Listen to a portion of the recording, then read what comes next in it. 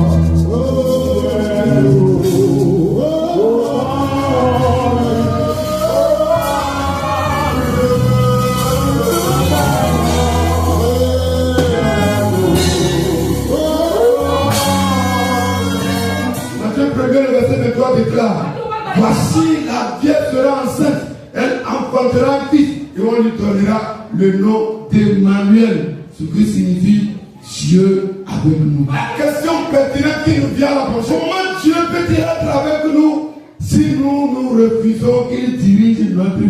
Voyez, probablement nous tendons vers la fin de l'année. Chaque chef d'entreprise, chef de famille, chaque personne prise individuellement, chacun s'attelle à faire son bilan. Pour certains, le bilan est négatif. Pour d'autres, le bilan est positif. Et pour d'autres encore, le bilan est mitigé. Ce n'est pas trop négatif aussi, ce n'est pas trop positif. Et on appelle quelque chose la perspective d'avenir. Les gens vont mettre en place des programmes. Cette année, l'année 2026, c'est de telle manière que je vais piloter mes programmes. Voici les projets, voici les projets, voici les projets. Mais on fait tout ça là en dehors de Dieu. Comment nous voulons que Dieu soit avec nous du moment où nous le mettons hors de nos programmes? C'est pourquoi le terme de ce matin est révélateur. Dieu avec moi, j'ai un prix à payer. Praise the Lord. Dieu avec nous, Dieu même en a payé un prix. Et le prix que Dieu a payé, c'est une initiative de sa part. Quand l'homme a quitté Dieu, en le désobéissant, en le refusant, en fiant loin de sa part, Dieu qui était Dieu, qui sait tout, qui voyait tout, qui est présent partout, voyait Adam et Ève manger le fruit. Dieu peut rester sur son trône là-bas. Il dit que cet enfant-là m'a abandonné. Moi aussi je l'ai abandonné. Mais Dieu n'a pas fait ça. Il a pris l'initiative. Il a quitté son trône comme d'habitude. Il est venu dans le jardin à la recherche de l'homme. Puisqu'il veut toujours être avec l'homme. Il a créé à son image, à sa ressemblance. Et quand il est arrivé, il a dit, homme, où es-tu? Homme, où es-tu? Et alors il répond, je suis venu, j'ai entendu ta voix et j'ai peur. Raison pour laquelle je me suis caché. Et Dieu te lui posait la question, qui t'a dit que tu es venu? Ou bien le fruit sur lequel je t'ai défendu de ne pas manger? As-tu mangé? Bien-aimés, chers soeurs et frères, à chaque moment que l'homme commet péché, l'homme se sépare de Dieu, ça devient une tribune lourde à Dieu à payer. Et Dieu abandonne son identité, sa personne. Et quand Dieu est s'humilie et vient à la recherche de l'homme.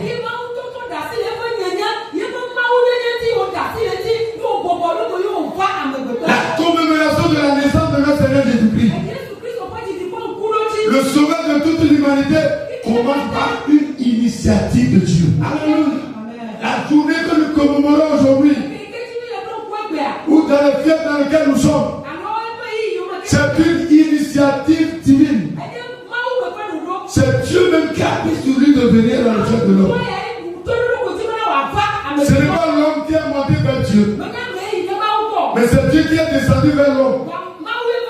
Il ne vient pas dans un palais. Regardez comment Dieu est né. Il est dans une famille aisée. Il n'est pas venu avec une armée selon les attentes humaines. Mais il est venu dans une crèche. Il est né dans les tables. Dans une famille modeste. Alléluia. Dans la famille d'un certain menuisier. Menuisier, charpentier, c'est là-bas qu'il est né. En ce moment en Israël, il y avait des rois, il y avait des grands, il y avait des personnes de renommée. Mais Dieu n'a pas choisi de venir là. À cause de toi et à cause de moi, il est né dans une étable. Près de l'homme. Et ça, c'est selon son programme. C'est comme quand on invite des spécialistes pour régler un problème précis. Et qui nous dit, le vrai problème est plus profond. Il dit, il faut tout reprendre. Donc, Jésus est venu, Dieu dans son programme, Dieu a bousculé son programme.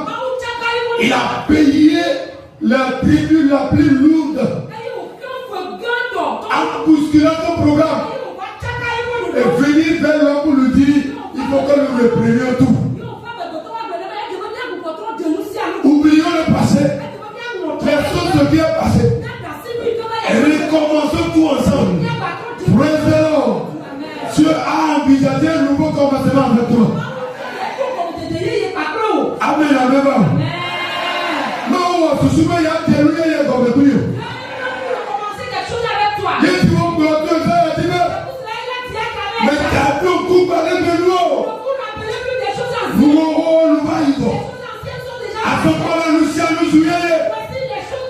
Alléluia, mais les pauvres, et tout le monde d'abord.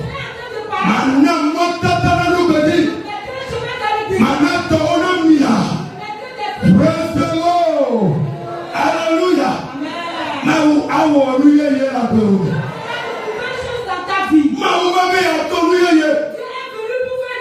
Oui, on a dit travailler. On a dit on a. Il clame tomber. Il clame tomber. Et tu ne n'es pas. Et puis on y a. Il peut nous nommer que l'homme. L'image qu'il avait. Ah bon, oui, que on y a. Le miroir que l'homme était pour lui. Mais on est pas mais quoi. What pas le mot la mère. On va regarder l'homme, on regardera Dieu à travers ce Non, non, mais il y a mes cavards. cette image-là réapparaît. Praise the Lord. Il m'a bousculé le programme. Souci entier. C'est pour cette idée-là. Et nous, on y va. Pour que les choses anciennes Je passent. ne dis pas le bonheur qu'on est de tomber. La parole dit aux Corinthiens. Mais quand on est dans Bélia, alors Bélia, et dans ma copie que Andrea. La Bible Corinthiens 5, le verset 17. Non, mais le Christ, Il a dit si quelqu'un a Christ, est-ce que nous voyons? il est devenu une nouvelle créature. Nous voyons. Les choses anciennes sont Nous passées. sommes souillés. Donc voilà, toutes choses sont Et devenues. toi, il va. Les Et puis, il va. années passées. Les tirs, il va. Les mois qui sont Ton passés. filet, il va. Les semaines Ok, passées. si il va, Hassito. On nous connaissait comme des adultes. Ok, si il va, Fiafito. On nous connaissait comme des Ok, voleurs. si il va, mes folie. On nous connaissait comme des Ok, si il va, mes balades. comme des méchants. Avec Maïka, on a su une facturation. Ceux-là qui font des surfacturations. Pour être de Yesu, mais Aujourd'hui en Jésus. mais sous le voyez. Oh, amen, et tu vois, amen, et tu kaka beto, mais amen, tu vois, ya. Oh, Jésus, amen, beto, kané. Amen, Jésus, tonton. Amen, Jésus, bébé. Pourquoi vous coulez le programme? Et toi, le coutume, ya ta coupe à ma peau. Mais à me jamais que là, le Yesu, mais amen, sous le voyez. Après, il y a une opinion. Tu peux le reprendre à me yéyer. Elle est yéyer tué. Le nom est le bon yéyer tué. On te remet maison. Maison. Une occasion. Une occasion. Une Amérique avait occasion au pétrole. Non. Une occasion qu'on pétrole. Pas de monde au Titi Balayé. Le gouvernement, casier judiciaire,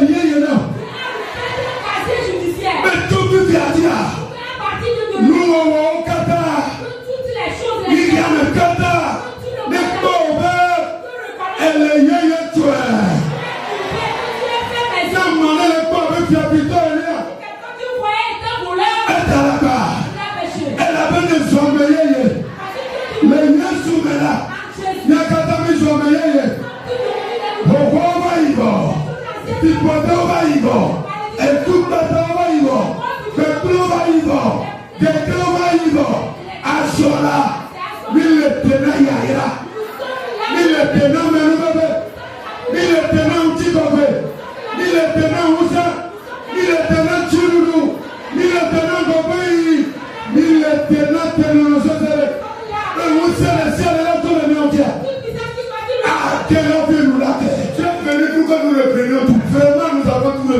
Beaucoup veulent Dieu avec eux, mais on ne veut pas que Dieu soit commande. Rien ne veut pas dire que Dieu s'adapte à notre vie. Mais Dieu qui vient transformer radicalement la vie d'une personne pécheure.